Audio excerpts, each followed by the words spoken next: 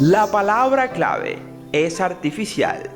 Y si tú has estado oyendo la historia de Milli Vanilli desde el principio, no busques más, porque las primeras afirmaciones de que el grupo Milli Vanilli significaba energía positiva en turco. Eso fue lo que te dijeron, claro, y cuando tú y tu mejor amigo conducían en medio del verano con el techo corredizo abierto y la radio a todo volumen, en algún escenario soñado, eléctrico, color azul y neón, como lo fue las discotecas a finales de los años 80, te importaba un comino, lo que significaba Milli Vanilli, energía positiva, supongo. En realidad, la banda lleva el nombre de una discoteca que cerró en Berlín. Estratégicamente, enturbiar las aguas siempre había sido asunto de Milli Vanilli, incluso si los propios músicos no eran los que dirigían el barco.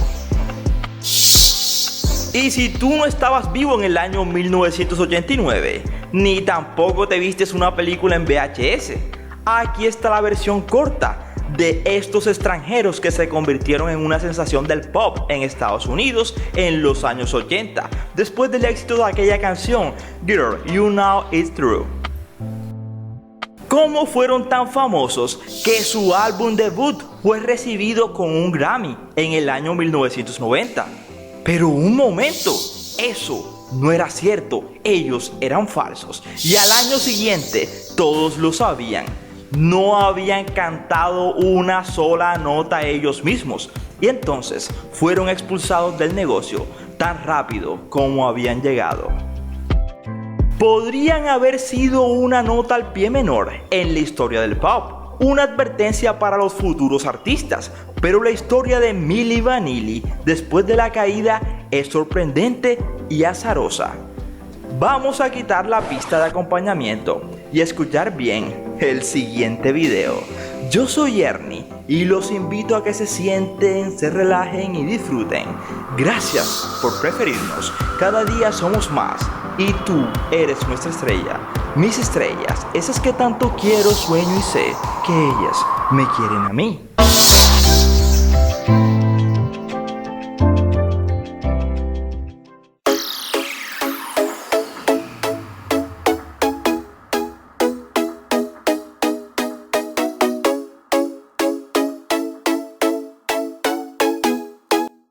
Cualquiera que los haya visto tocar en vivo probablemente sospechó que algo estaba pasando, pero fue una desastrosa actuación en MTV a principios del año 89 que lo selló. Los chicos tenían el corazón sincronizado con la canción Girl, You Know It's True, cuando de pronto la pista de acompañamiento comenzó a repetir el coro una y otra vez, como una especie de purgante de queso. Y fue allí cuando las semillas de la duda fueron definitivamente sembradas, regadas en plena floración. El escrutinio fue montado, horquillas fueron pulidas y el 14 de noviembre Rob y Fab y el gerente Frank Farian admitieron que todo había sido una sucia artimaña. Según el diario New York Times, fueron despojados de su Grammy unos días después. Rob y Fab querían dar el premio a los cantantes reales y afirmaron que habían sido engañados por Farian. Pobres, hambrientos y ansiosos por probarse a sí mismos cuando el productor los encontró por primera vez en Berlín. Aparentemente les prometió que podrían usar sus propias voces en futuros álbumes y giras si mantenían esos labios sincronizados diligentemente por un tiempo. Estuvieron de acuerdo con eso, pero volvió a su palabra. También dijeron que su sello discográfico artístico lo sabía todo el tiempo, un reclamo que Arista negó vehementemente. En lo que respecta a la mayoría, Milli Vanilli había terminado. Pero para cualquiera que todavía estuviera escuchando una historia sorprendentemente compleja e interesante de dos ingenuos, pero comprensivas estrellas, y un productor levemente maquiavélico tirando de sus cuerdas, apenas comenzaba esta historia a emerger.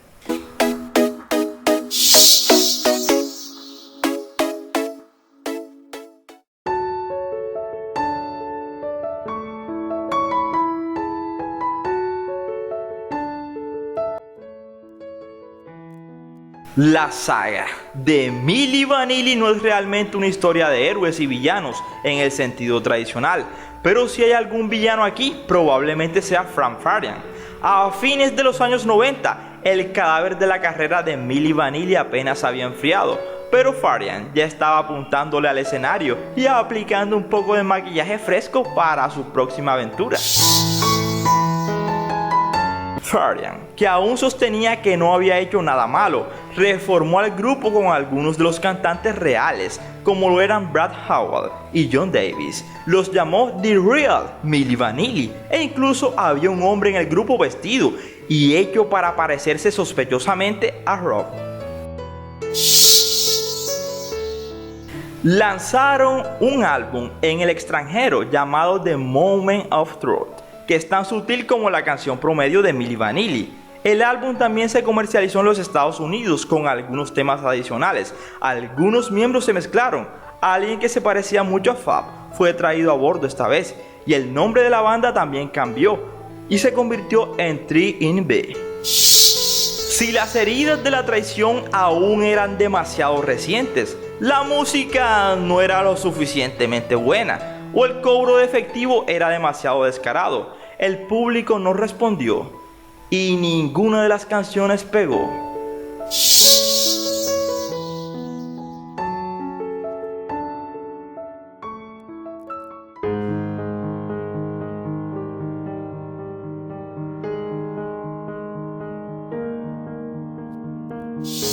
Si los reembolsos por decepcionantes shows en vivo fueran más comunes, Bob Dylan probablemente tendría que tomar algunos turnos nocturnos en una caseta de peaje, en alguna parte por el dinero extra. Sin embargo, en el caso de Milli Vanilli, lo decepcionante no fue la palabra. La gente se sintió traicionada. Los dos tipos que golpeaban el pecho y los golpeaban con fuerza en los videos musicales no eran los mismos tipos que cantaban en el disco, y muchos de los fanáticos no iban a limitarse a eso. Era digno de castigo, pensaban, y los tribunales se inclinaban a estar de acuerdo. Al menos 26 demandas fueron presentadas alegando que la compañía discográfica defraudó a los fanáticos de Milli Vanilli, y un juez del condado de Cook aprobó un acuerdo que permitió que miles de ellos obtuvieran reembolsos parciales. Según el acuerdo, quienes compraron CDs de Milli Vanilli tenían un derecho a un reembolso de $3. Los que compraron los cassettes podían reclamar $2, y los que podían probar que asistieron a un concierto de Milli Vanilli tenían el derecho al 5% del precio del boleto.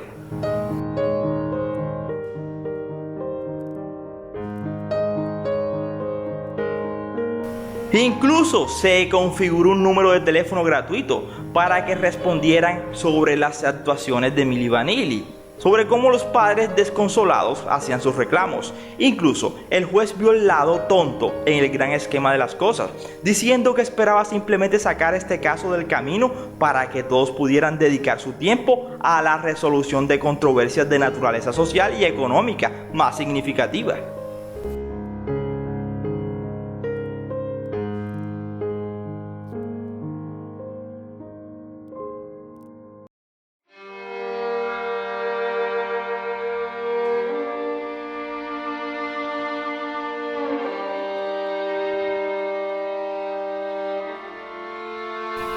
El nombre de Milli Vanilli se había convertido en una abreviatura para cierto tipo de fraude en la cultura pop y más allá. Y eso es algo que se persiste en la actualidad. Drake ha sido llamado el Milli Vanilli del hip hop. Stevie Kerr, el Milli Vanilli del entretenimiento del baloncesto. El nombre es muy tóxico. Si fueras el Milli Vanilli de cualquier cosa, también podrías haber marcado un pony en tu frente. Aún así, Rob y Fab están comprometidos el uno con el otro, comprometidos con la marca, y no estaban listos para dejar el foco de atención. Ya se habían acostumbrado a las trenzas, al juego y a las luces. Eran los años 90.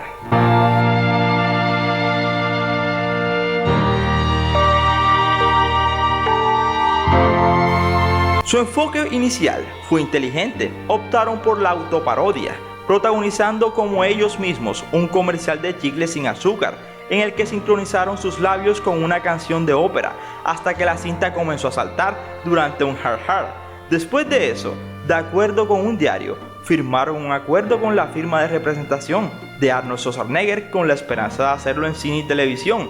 Recuerda que esta era una época en la que las personas como Hulk Hogan y Vanilla Ice habían logrado cultivar un papel prudente en las películas, por lo que no era inconcebible. Pero tal vez una carrera en la actuación, o más específicamente, presentarse a sí mismos como algo que no estaban frente a la cámara, llegó demasiado cerca de casa a los ojos de los guardianes de la industria.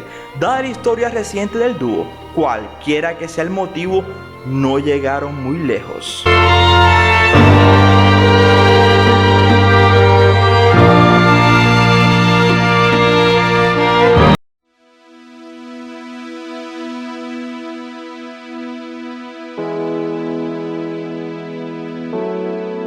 En su eventual regreso al estudio de grabación, los chicos hicieron las cosas a su manera. Dejaron el apodo de Milli Vanilli, mantuvieron a Frank Farian lo más lejos posible de ellos y, lo que es más importante, usaron sus propias voces. El resultado fue un álbum llamado Rob y Fab, lanzado en el año 1993.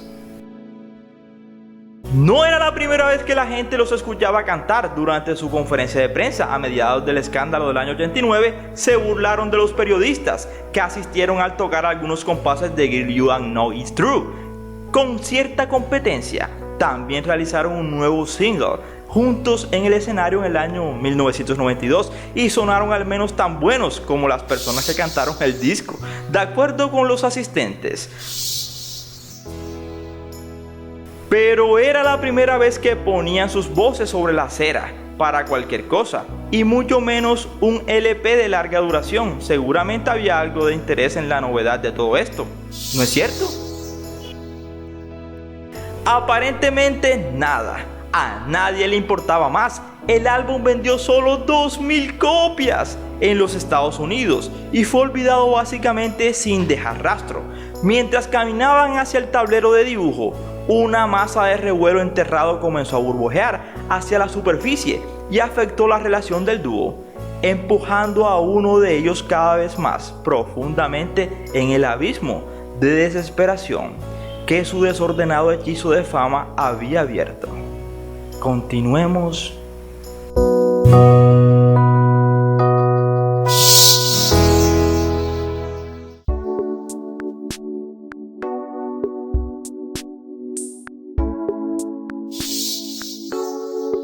Rob siempre fue el más charlatán y más dinámico del dúo. Él fue el que habló en las conferencias de prensa y entrevistas. Fue el quien repartió la suciedad sobre Frank Farian. Fab solo asistía con la cabeza y ocasionalmente expresaba su acuerdo en su mayor parte. En cierto modo, el nativo de Múnich actuó como la voz de un dúo pop ingenuo, pero bien intencionado, que la industria había dejado sin voz. Y cuando el piso cayó de debajo de ellos, él fue el que cayó más duro. En una entrevista en el año 2018 con la BBC, Fab recuerda que ambos se habían zambullido de cabeza en una espesa niebla de narcóticos en un esfuerzo por hacer frente a las cosas después de que estalló el escándalo. Y aunque la relación de Fab con las drogas seguía siendo relativamente funcional, la de Rob era cualquier cosa menos, y su lucha eventualmente lo benefició. La policía lo tuvo que convencer desde un balcón del 9º piso en el año 1991 de que no se tirara.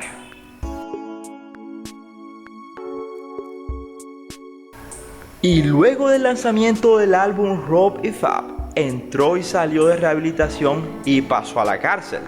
Fab se puso sobrio y la relación entre los dos se desintegró al punto de que en el año 97 no tenían ninguna relación. El trágico descenso de Rob nunca se detuvo. Murió de una sobredosis accidental al año siguiente, a la edad de 33 años.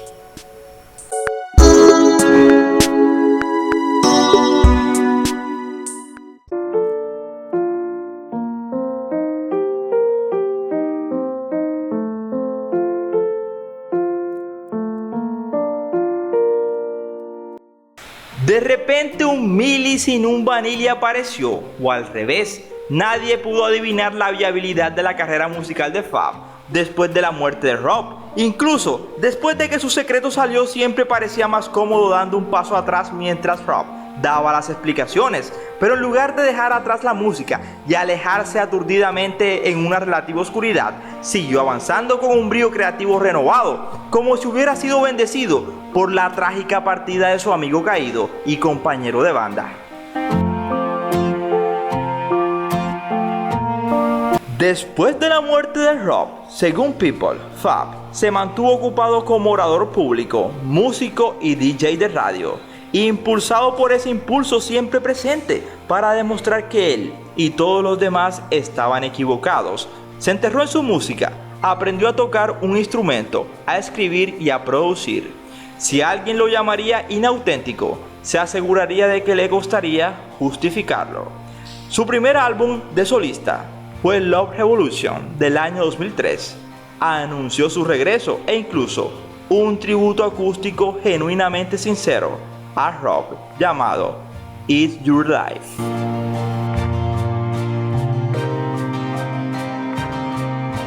Él estaba de vuelta en el mapa y continuó lanzando su música esporádicamente durante la próxima década, más o menos. Estaba muy lejos de las alturas estratosféricas del éxito y fandom de Milli Vanilli, pero no importaba. Fab finalmente había encontrado su voz y su camino.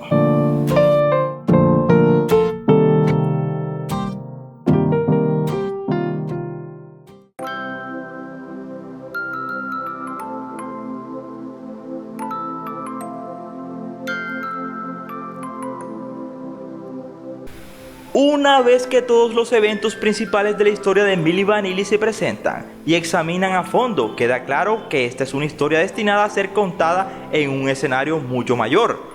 Puede que no sea una estrategia griega, pero sí se puede hacer una película sobre emojis. Se puede hacer una película sobre Milli Vanilli. El tratamiento en una pantalla grande, de plata, los ha eludido hasta ahora, pero no por falta de esfuerzo, como lo verás a continuación.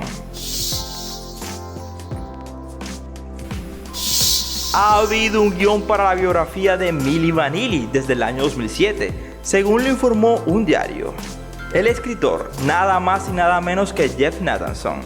Desde entonces, un puñado de estudios y directores potenciales se han unido en un punto para lograrlo. Pero más recientemente fue Brett Ratner.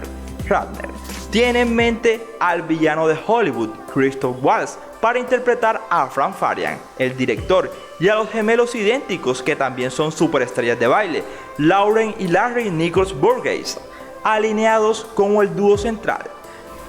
Pero después de que se presentaron acusaciones de acoso sexual contra Ratner, el director, a finales del año 2017, el proyecto volvió al limbo de la producción. Fab sigue con la esperanza de que eventualmente sucederá, con firmeza, agarrando los reinados de su propio legado por primera vez, y dijo con confianza: hicimos historia una vez y estamos listos para hacerlo de nuevo.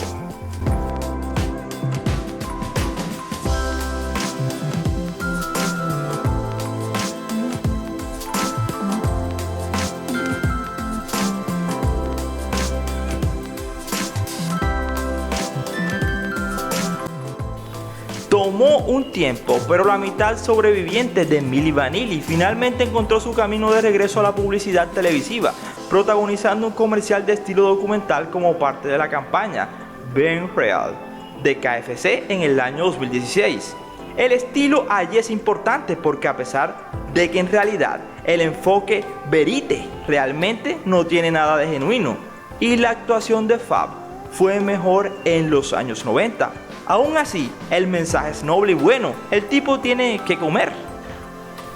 Luciendo como si hubiera envejecido tal vez un total de 2 semanas desde el año 1989, Fab pasa 3 minutos y cambia filosóficamente sobre su pasado, su presente y el concepto de realidad, todo mientras trabaja en su música y come pollo. Este es un momento significativo en el viaje de Fab, no solo porque anunciaba un retorno autorreflexivo a un medio con el que había coqueteado en el pasado, sino sino porque de repente la nueva realidad y autenticidad de Fab casi se había convertido en una mercancía comercializable en sí misma. Es probable que haya alguna ironía retorcida en alguna parte.